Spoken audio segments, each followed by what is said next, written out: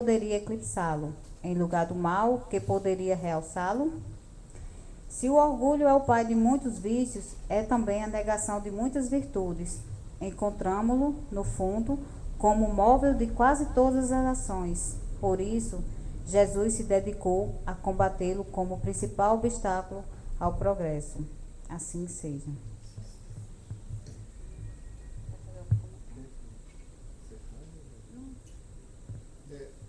Esse tópico, geralmente quem faz esse comentário vai ser a leitora do Evangelho. Mas eu queria saber o seguinte: o que é que vocês entenderam disso aí? O que é que passa na vida da gente? É que nós sempre olhamos o defeito dos outros. Nós sempre criticamos os outros, nós julgamos os outros, mas nunca paramos para pensar. E nós? Qual é a nossa reação? A gente, é muito fácil a gente falar dos outros, não é mesmo? É muito fácil a gente ver o argueiro no olho do outro. Agora nós temos que perceber que nós temos uma trave no nosso. Não é isso? Então, basicamente, para não demandar muito tempo, para o nosso palestrante pode falar, eu estou organizando aqui, pode ir. Tá certo? Está organizando aí? Ok. Pode falar, por favor. Certo? Então é muito importante isso, que a gente, antes de julgar, antes de falar mal dos outros, vamos ver se a gente. Tá? Assim, só juntando a leitura preparatória no Evangelho, que dá um casamento muito certo com a realidade atual. Entendeu? Na questão de que na leitura preparatória foi versado que nós estaríamos servindo, estaríamos com a necessidade de servir. Entendeu? E servir, para servir, nós temos que entender que nós temos as traves e que necessariamente não precisamos estar observando pela argueiro do outro. Eu acho que é bem por aí. A gente foi reconhecer nossas falhas e trabalhá-las para que melhoramos. Eu vou dar um testemunho aqui para vocês. Vou dar um testemunho aqui para vocês que em todas as reuniões que nós já fizemos, sempre a leitura preparatória vai estar interligada com o Evangelho. Porque ambas são aleatórias, são abertas aleatoriamente e sempre vai dar um casamento. Certo? Alguém gostaria de comentar mais um pouco sobre esse Evangelho? Seu Medeiros?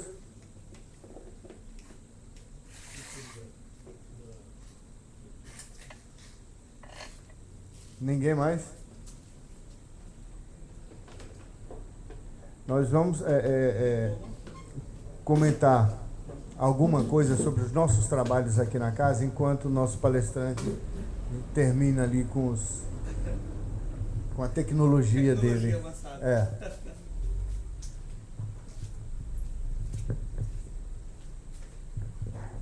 Como eu estava dizendo, meus irmãos, quando terminar a palestra do nosso irmão, ele vai tecer alguns comentários, vai responder algumas perguntas, né?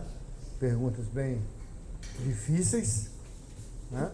E depois, quem estiver necessitado e quiser tomar um passe na cabine, nós estaremos colocando os médiuns para aplicação de passe, tá certo?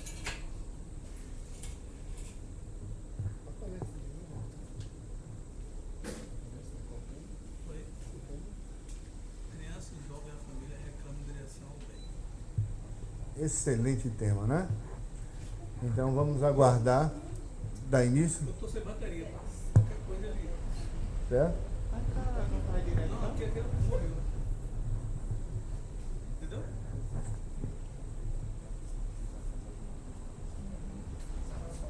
Está sem energia. Gino.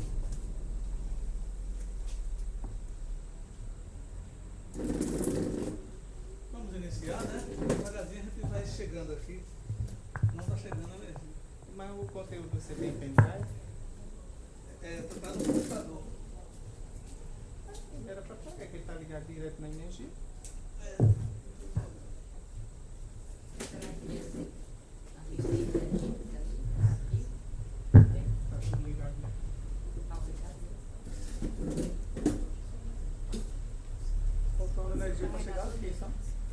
pra cá.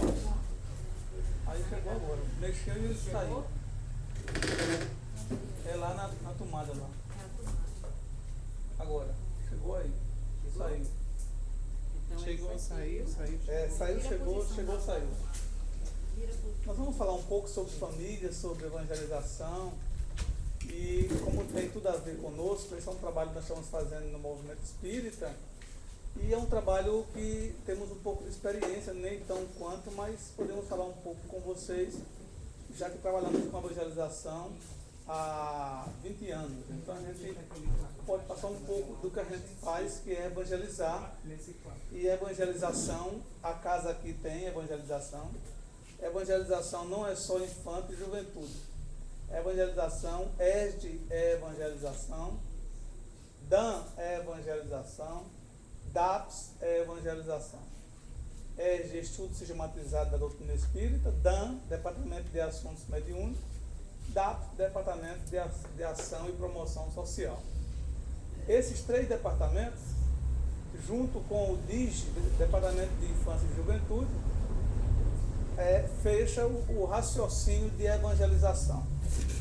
Porque a Casa Espírita, na visão de Bezerra de Menezes e dos demais espíritos que nos elucidam, no futuro próximo, que ele já falava isso há alguns anos atrás, ela deixará de ser uma casa hospital para tornar-se uma casa escola, onde a gente vem para aprender, para executarmos aquilo que estamos aprendendo, colocarmos em prática e fazermos a nossa autodesobsessão. O objetivo da doutrina espírita é libertar e não fazer com que a gente fique mais escravizado à doutrina ou a um médium ou a um centro. O trabalho elucidativo de Jesus é de libertar o ser. E a doutrina espírita, sendo, sem dúvida, o cristianismo redivivo, vem com o objetivo primordial de nos libertar dos nossos ou das nossas crenças pretéritas ou daquilo que falamos da nossa salvação. Então a doutrina espírita, dentro desse raciocínio simples, que é de trazer o cristianismo a nós novamente, mesmo porque nós já temos em nós esse conhecimento, há um objetivo na evangelização, que é libertar o ser para ele a cada dia ver o seu potencial que ele é. Porque todos nós temos um potencial. Jesus disse isso com muita propriedade. Podeis fazer o que eu faço, ou mais. Então, naquela época, o homem estava em busca de um outro homem para salvá-lo. O mestre veio trazer a nós a convicção de que nós podemos ter esse potencial.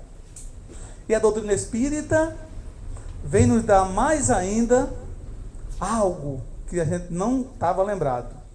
Que quem falou isso normalmente foi Jesus.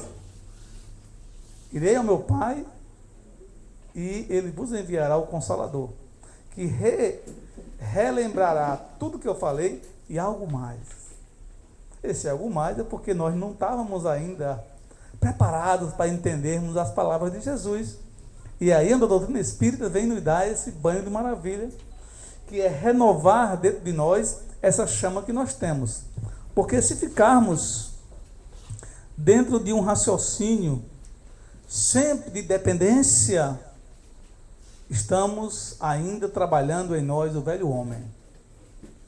E esse novo homem é o homem de liberdade. E essa casa, como pensa nesse raciocínio, esse é o objetivo de cada um de nós que estamos aqui, irmos em busca de Jesus para sermos nós esses potenciais. Em vida, com certeza. 2 minutinhos que eu vou encontrar aqui novamente, tá? Que ele deu um...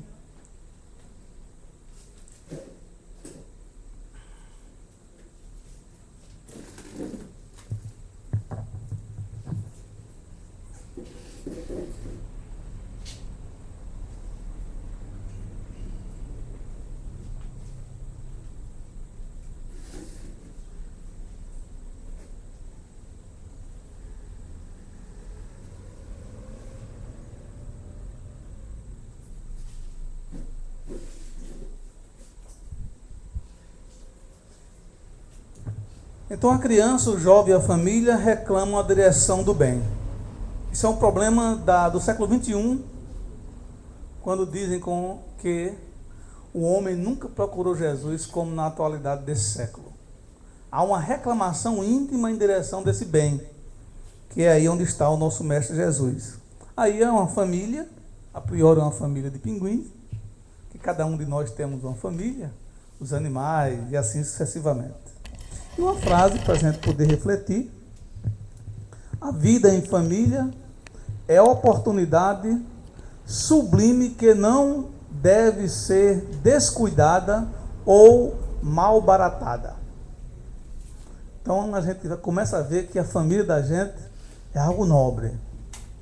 Não podemos perder um segundo, não podemos descuidarmos desse tchan maravilhoso que é a família. E se estamos nela é porque precisamos, não é porque merecemos. Precisamos estar na nossa família. Essa família que, entre aspas, nós às vezes chamamos de família problema. E não é. É uma família especial. Joana de Ângeles, no livro Vida em Família, que é o que nós vamos trabalhar, ela traz com propriedade: a família é, antes de tudo, um laboratório de experiências reparadoras. Vejamos que coisa interessante esse conceito, tá? Tá bom? Não é aquele conceito da música Família do Titãs, que também é um estilo de família, né? Família A, família E. Então, na qual a felicidade e a dor se alternam, programando a paz futura. Então, um grande laboratório, onde estamos ali trabalhando a felicidade e a dor. Estão se alternando para que a gente possa se entender, se encontrar, se compreender. Não adianta fugir. Não adianta. Estamos ali ou encarnados ou desencarnados, mas estamos ali. E olha como ela é interessante, as suas colocações. Ela está nos dizendo que é uma programação. E quem foi que fez essa programação? Quem pode me dizer? Não, eu não sou médium de intuição, né? É bom falar.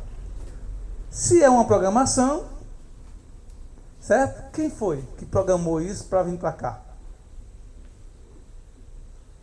Nós. Muito obrigado quem falou. Fomos nós que programamos. Nós programamos vir para cá, para essa família maravilhosa que nós estamos nela. Foi analisado, foi questionado. E aí, vai dar certo? Claro que vai, eu vou conseguir. Olha, mas ali tem alguém que ama, ali tem alguém que não gosta, tem alguém que não está assim, tem alguém que não está assado. Mas eu vou. Pode ir que nós vamos dar a você forças. Nós, do lado de cá, vamos dar forças para você conseguir. Porque nós temos os familiares atuais, capítulo 4 do Evangelho segundo o Espiritismo, os familiares consanguíneos, e temos os familiares na espiritualidade. Quando nós estamos aqui, eles estão nos auxiliando lá. Quando nós estamos lá, eles estão dando a gente auxílio aqui. Então, nunca a gente deixa de ter os nossos familiares. Então, continuando. Nem é o grupo da bênção. Meu Deus do céu. Que maravilha, né?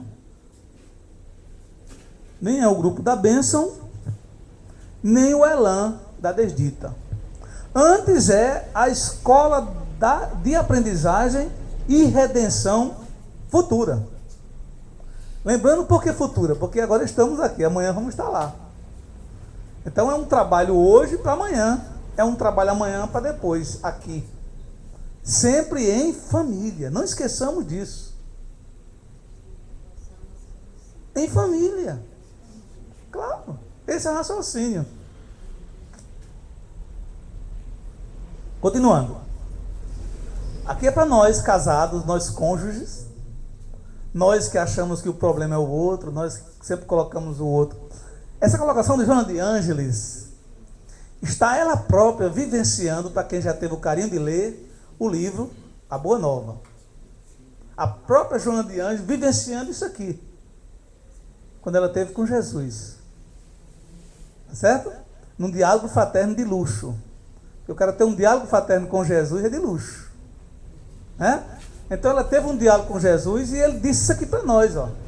Igual ele disse para ela, está ela própria dizendo para nós.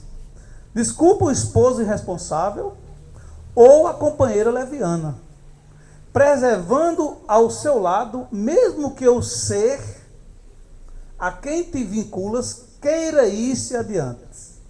Foi o que Jesus falou para ela: vai para casa, ama teu esposo, ama teus filhos. Aí meu esposo meus filhos são, minha família é. E Jesus perguntou a ela 3 vezes: tu me amas, Joana de Cusa? Amo. Então vai para a tua casa, ama o teu esposo e ama os teus filhos. Mas eu quero te seguir, eu te amo, Jesus, eu dou minha vida por ti. Nada que eu tenho aí, nem a riqueza que eu tenho, é mais. Ela tinha visto Jesus pela primeira vez.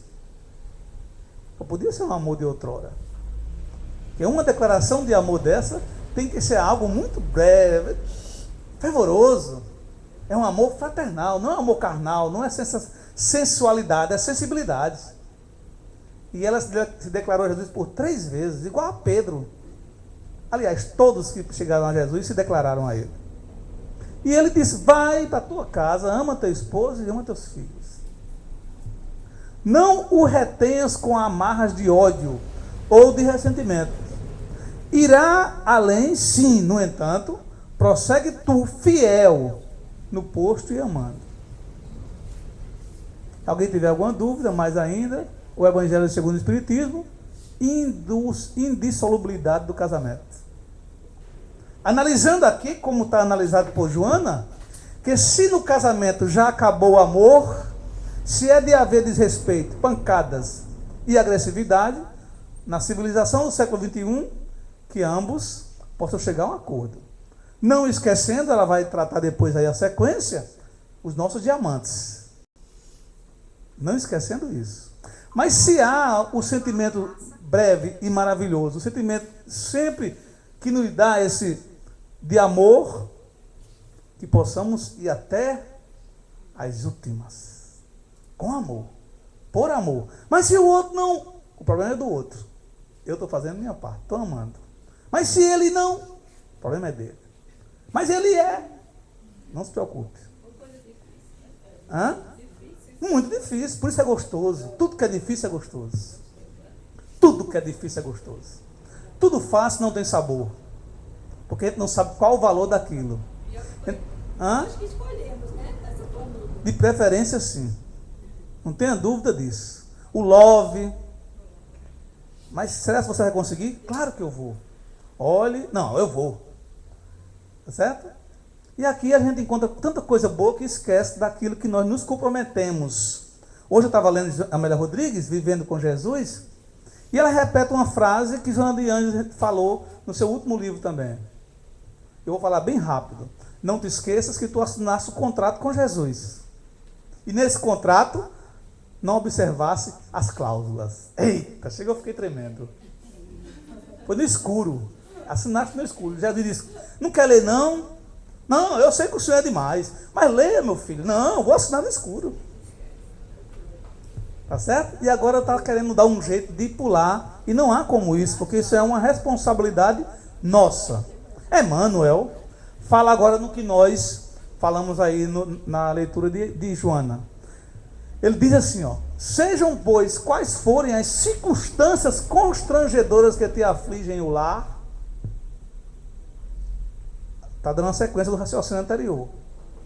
Reflete, acima de tudo, em teus filhos, que precisam de ti. A tua união inclui particularmente cada um deles. E eles, que necessitam hoje da tua bênção, se buscas esquecer-te a fim de abençoá-los, amanhã também te abençoarão. Isso é algo, pessoal, isso é um sentimento que está incluso esse sentimento em Coríntios 1,13, quando Paulo de Tarso, delirando, diz: o amor tudo sofre, tudo crê, tudo suporta. Mas é o amor, meu filho. Ama. A sequência natural do ser humano é amar. Nós estamos fadados à felicidade. Nós viemos para sermos felizes. Se a gente quer ou não, é um problema nosso. Mas vamos ser felizes. Não, eu vou morrer, mas não vou. Não, calma, você vai morrer, vai encarnar, vai ré, até ceder. mas vai amar.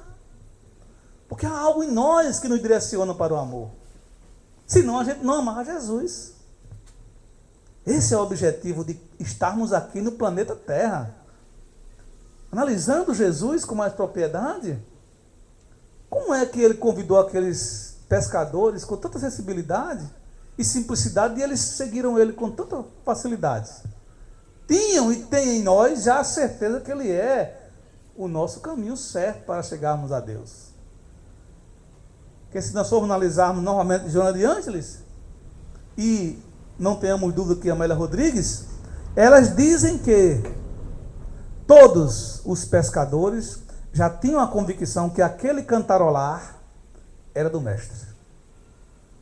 E por que estamos aqui hoje? Porque recebemos um convite. Ou não foi? Ou será que a gente veio aqui porque a gente quer se curar? Ou então porque lá tem um médico especial que dá um passe e eu fico bonzinho na hora? Não nos enganemos que não é esse o objetivo. E se for, estamos equivocados. Porque o médium, ele é a palavra já diz, um médium. Ele está no meio de lá para cá. Ele é apenas alguém que transmite. Mediador, a palavra já diz. E Chico foi advertido por Emmanuel quando ele estava também se achando o tchan. Né? Não te esqueças que uma televisão é mais importante do que ti, que a imagem é colorida. PT, saudações. Então, aqui está o nosso pequeno trabalho, e acredito que o trabalho de qualquer casa espírita, evangelizar um desafio de urgência. Tá? E, graças a Deus, as casas estão partindo para esse objetivo. Com algumas é necessário, que ainda... Não, vamos por aqui. É necessário. Mas se nós formos estudar, na época do mestre, no livro A Grande Espera, onde a psicografia é de Eurípides Bassanufo, lá estão Eurípides, Caibachuta e Bezerra de Menezes, reencarnados no povo essênio. Eles tinham uma crença que depois desse portão, tudo era, vamos dizer assim, vulgar. E para que você pudesse curar-se, tratar-se, salvar-se, tinha que pular o muro. E para pular o muro, exigia ali toda uma renovação imediata. Os essênios.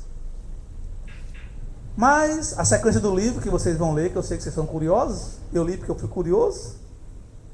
Quando é um dia, adentra uma senhora com suas filhas, e todos três estão com uma doença que hoje a gente chama de, vamos dizer assim, uma AIDS da época.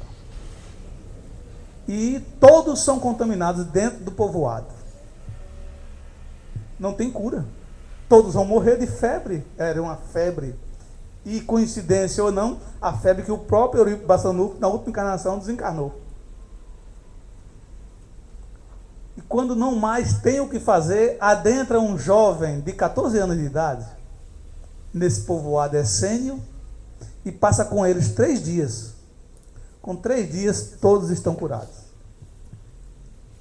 Aí é quando o Bezerra de Menezes, com outro nome, não lembro agora, mas é o Bezerra encarnado, com 84 anos, reúne todos e diz: a partir de hoje, peço carinhosamente, não me chamem mais de mestre. O mestre está aqui. Quem era aquele jovem? Jesus mesmo. Era o próprio. E no livro nós vamos ler 2 a 3 folhas. Jesus, com pouca conversa, reúne todos eles e dá uma diretriz. Primeiras palavras que me marcou muito: amanhã sairemos por esse portão e não voltaremos mais. Bezerra ficou parado, porque o problema era sair do portão. E vamos pregar o evangelho para os necessitados. E Bezerra calado ficou com 80 e poucos anos. No outro dia de manhã reuniu os homens, colocaram ele numa carroça, num veículo da época, e foram para Jerusalém. Ele não chegou até lá, porque desencarnou no caminho. Mas durante os dias que eles iam caminhando, as palavras eram repetitivas do que o jovem de 14 anos deixou para eles. Não temam, não desistam.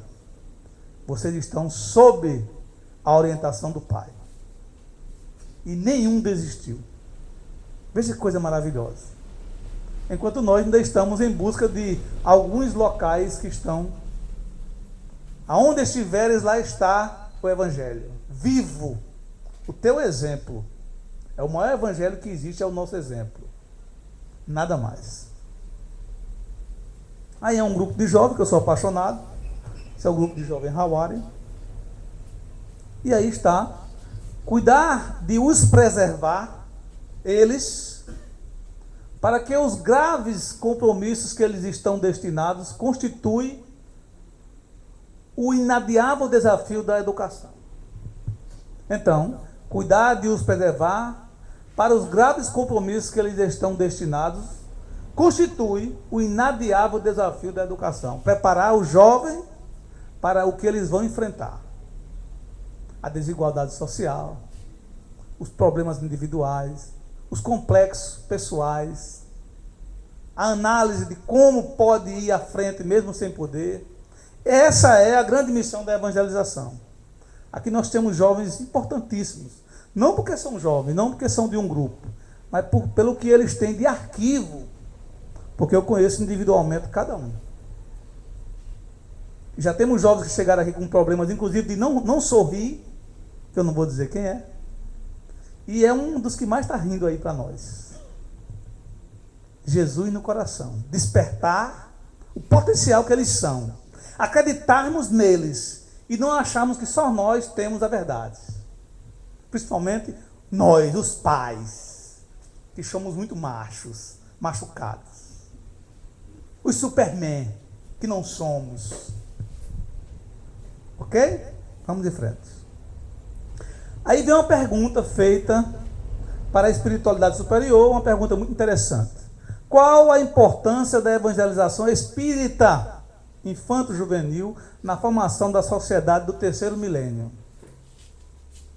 Isso não é uma audácia, não, é uma pergunta inteligente.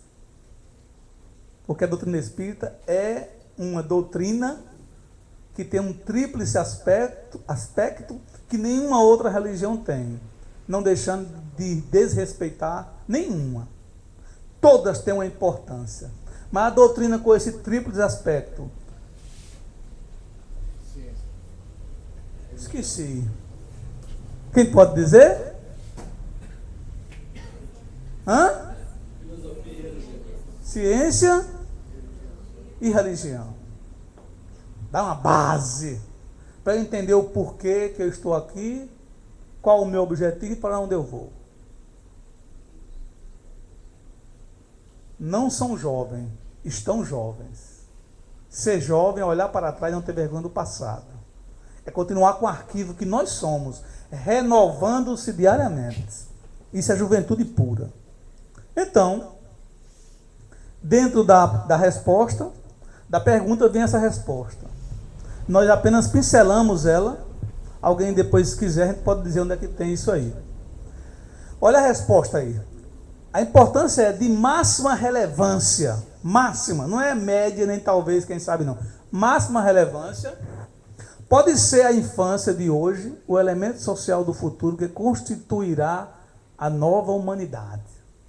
Desde já programada para o início do terceiro milênio.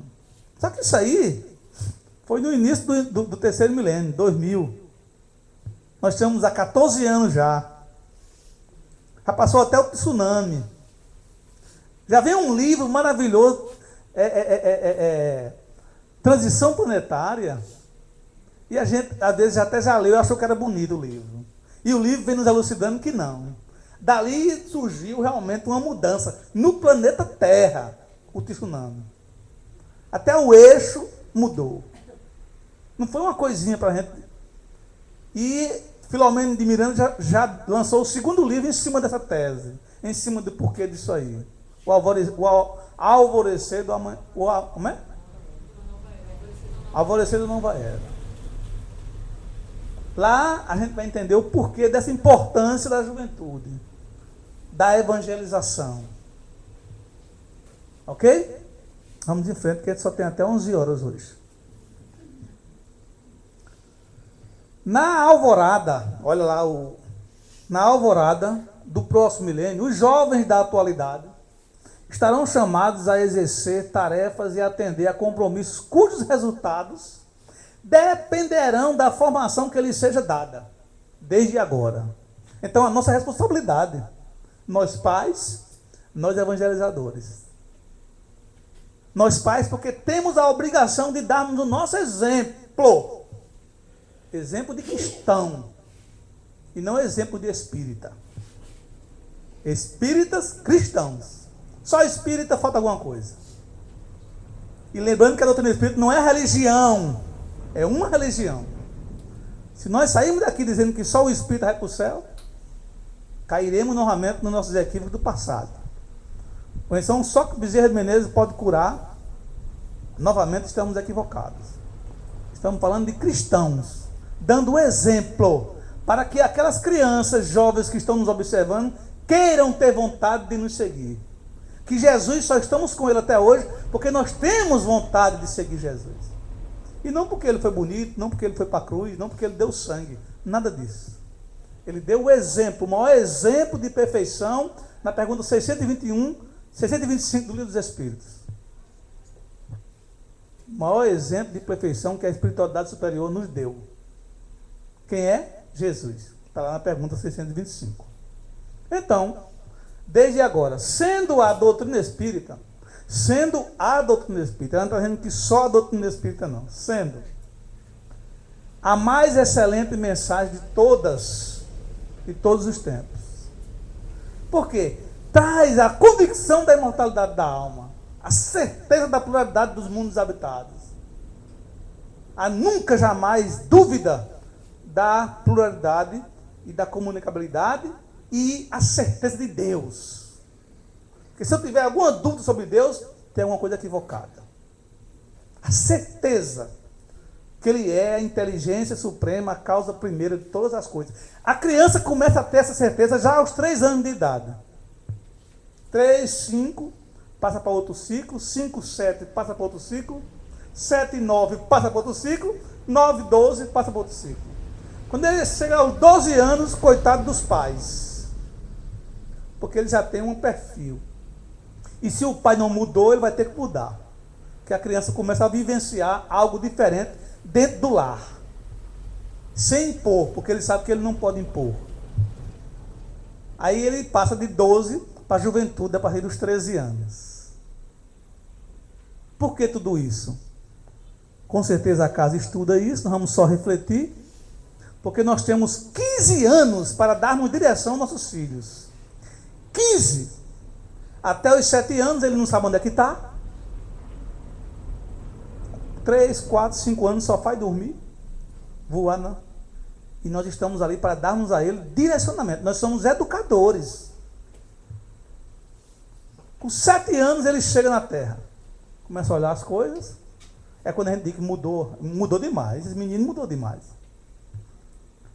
Aí quando ele chega a 13, 14, 15, muitos pais começam a dar alguma direção sobre religião para ele. E outros ainda dizem assim, estou falando espíritas, não é de outra religião.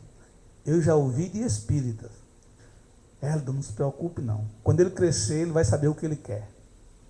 Eu digo, é verdade. Se ele passou 15 anos sem ouvir nada sobre Jesus, sobre as diretrizes de segurança, como é que depois de 17, 18 ele vai querer saber disso? E se dentro de casa não teve um exemplo, como é que ele vai ter outra coisa? Ele vai ter outros exemplos. E se Deus quiser, que sejam melhores do que os nossos que não demos a eles. Mas se não forem, vai ser uma tragédia. E aí onde está a importância dessa doutrina maravilhosa. Posso dizer isso com carinho, porque ontem meu filho completou 21 anos de idade. Meu diamante. E desde o berço que eu levava, botava em cima da mesa e evangelizava com ele dentro do Moisés. Bem novinho, né? Foi crescendo. Tem foto dele no meio da criançada, foi crescendo, tem foto dele, e hoje toca no Harmonia. Vou trazer ele aqui para vocês. É o nosso guitarrista número 1. É o melhor guitarrista do mundo para mim. Minha filha, vai fazer 20 anos, é minha maior vocalista. Nem Celine Dion ganha dela. Mas está ali. E às vezes eles me chamam a atenção.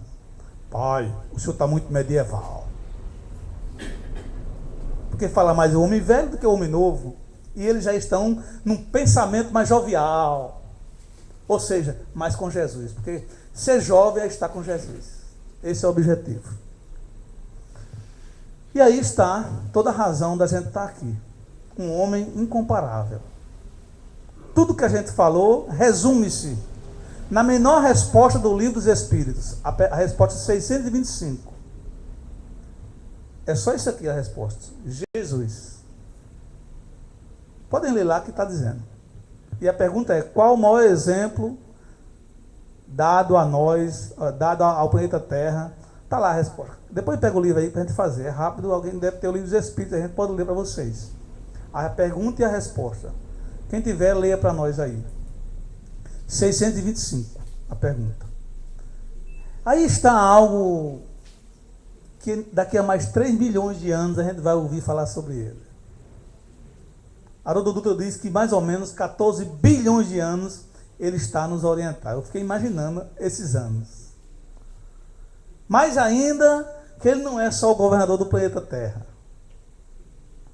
E mais ainda que não tem como nós analisarmos esse ser, que não é essa fisionomia. Em nenhum livro psicografado diz que Jesus tem essa fisionomia. Mas diz que ele tem um sorriso único, um olhar penetrante, certo?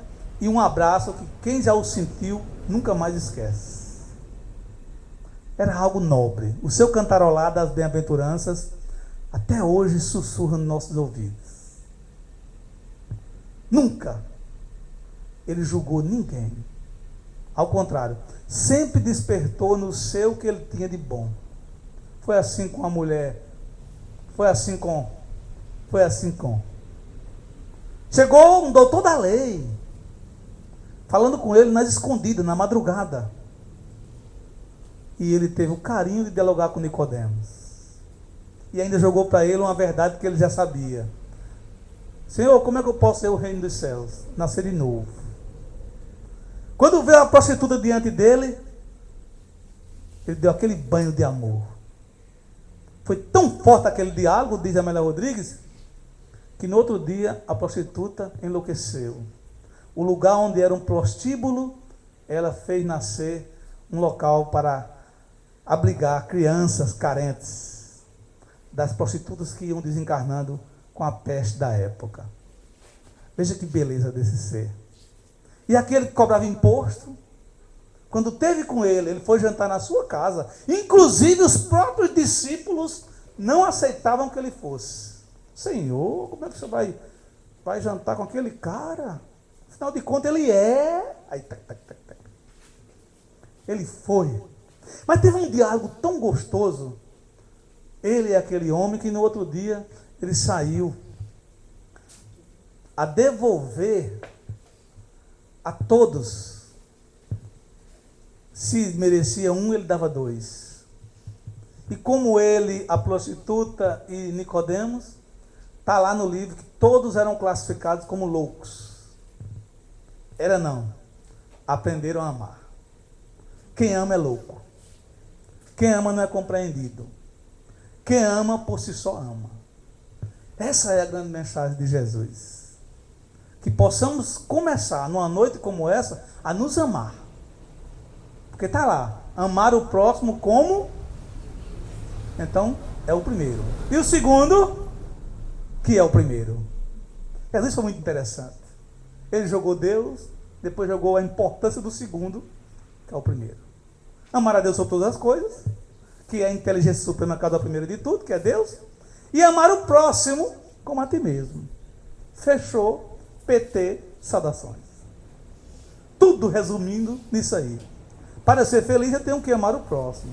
Para viver em harmonia, eu tenho que conviver com o próximo. Não adianta dizer você, e tu também. 3 está dizendo, e tu também. Então, igualdade de pensamentos. A importância de estarmos dentro de um mundo, um planeta, que nós somos classificados como planetoides, tão pequenininho que ele é, tá certo? E nós estamos aqui porque temos a responsabilidade de restaurá-lo. É a grande responsabilidade nossa. Se não fizermos isso, ele vai inflar, crescer, transformar-se, e a gente vai deixar de estar aqui nesse lugar maravilhoso, com slide, com energia, com um ventinho gostoso. Aí vamos para aquele outro planeta sem energia. E vamos dizer ainda que Deus não é bom. Ou seja, a gente não quis viver no lado gostoso. Ok? Pergunta que eu falei, 625. Qual o tipo mais perfeito que Deus ofereceu ao homem para lhe servir de guia e modelo? Que pergunta interessante. E a resposta é a menor do planeta, ou a menor do livro, Jesus. Um homem incomparável. Então reflitamos. Falei o pouco que eu posso, mesmo porque só é o que eu sei, né? É tanto que a gente vê que não precisa falar tanto, só a imagem de Jesus, só a reflexão nossa, já falou tudo o que eu falei nesses 40 ou mais minutos. Então, muito obrigado pelo carinho, muito obrigado pelo silêncio de vocês, amemo-nos. E a casa está com uma nova roupagem, um novo lugar. Muitos, às vezes, isso eu sei porque eu já participei de várias casas que mudaram de endereço, gostava mais de lá. Mas a espiritualidade diz que aonde tiver alguém pensando em Jesus, lá ele está. Não é à toa que Chico Xavier foi para um prostíbulo, que seu pai levou ele enganado, porque achava que ele não era homem, né? Vou levar esse cabo, que tem que mostrar que é homem. Aí, no século XXI, nós ainda temos pais que, para o filho ser homem, tem que ir para um prostíbulo. E Chico Xavier não foi diferente. O pai levou ele chegou lá olhando para cima. Sabia nem onde estava? Aquela músicazinha bonita, aquele negócio. E o pai chamou um especial, de arruma aí uma menina bonita, cheirosa. Aí pegaram ele pela mão, ele saiu. E o pai ficou ali já. O pai estava num local que ele gostava. Olha o exemplo, né? E de repente ele escuta alguém orando dentro de um prostíbulo. Ave Maria, Pai nosso que está no céu, Puxa. Né? Quando ele entra na sala, está Chico Xavier agarrado nas mãos das pessoas, uma roda, orando. Que coisa, né? Que coisa para a gente entender. Não tem como a gente entender. Né? E isso era um ser Chico imperfeito como nós. Imaginemos Jesus. Não tem como a gente imaginar Jesus. É só sentir Ele. Quando tivermos no momento de desistir, perguntemos: Senhor, o que queres que eu faça? Com certeza a resposta vem. E com certeza vai ser: supere-se. Você pode. Você é especial. Podeis fazer o que eu faço ou mais. Olha o que ele disse para nós: podeis fazer o que eu faço ou mais. Vós sois deuses, com D minúsculo. Vós sois o sal da terra. Olha como Jesus me deixou empolgado. É para a gente sair daqui pulando no pé só. E todo mundo dizendo: está doido. Eu sou o sal da terra. Mas do que adianta o sal se não der o sabor? O exemplo. Então, muita paz. Que Jesus nos abençoe. Que vamos em frente, sem jamais olhar para trás. Muito obrigado.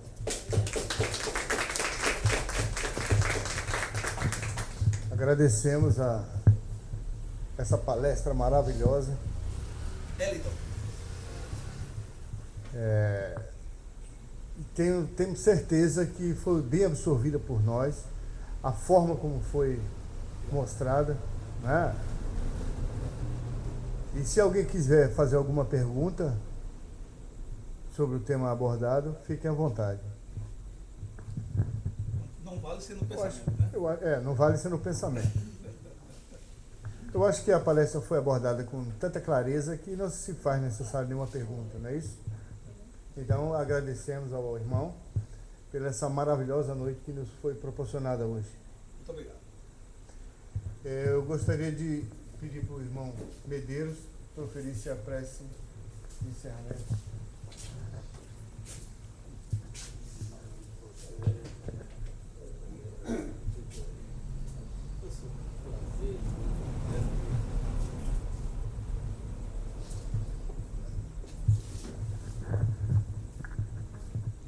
Amados irmãos, boa noite.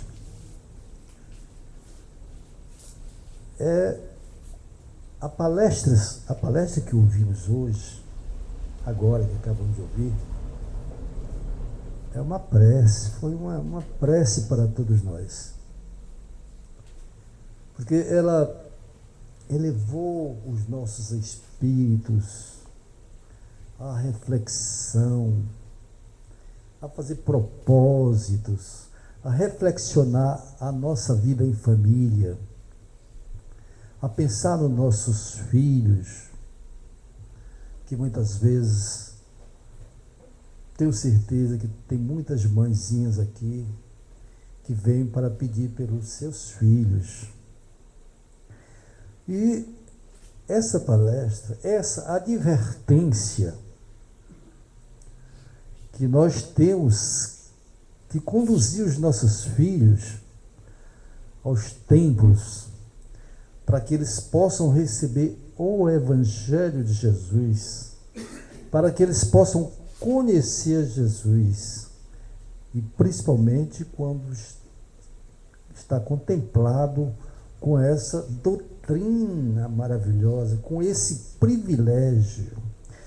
Todos nós que estamos fazendo parte esta noite, e mesmo todos nós que somos, dizemos e praticamos e estudamos o Espiritismo, nós temos assim uma responsabilidade infinita, porque muito se espera de quem muito recebeu. E nós, os espíritas, estamos aqui recebendo o que há de melhor, o suprassumo dos conhecimentos, acompanhados do amor fraterno. Então, meus irmãos, vamos refletir e elevar nosso pensamento a Deus, nosso Pai, a Jesus, o nosso irmão maior, que possa fortificar a nossa posição de pais e mães e trabalhar por aqueles que estão na nossa guarda, na nossa responsabilidade. Essas são as minhas palavras, esta é a minha prece da noite. Que Jesus nos abençoe.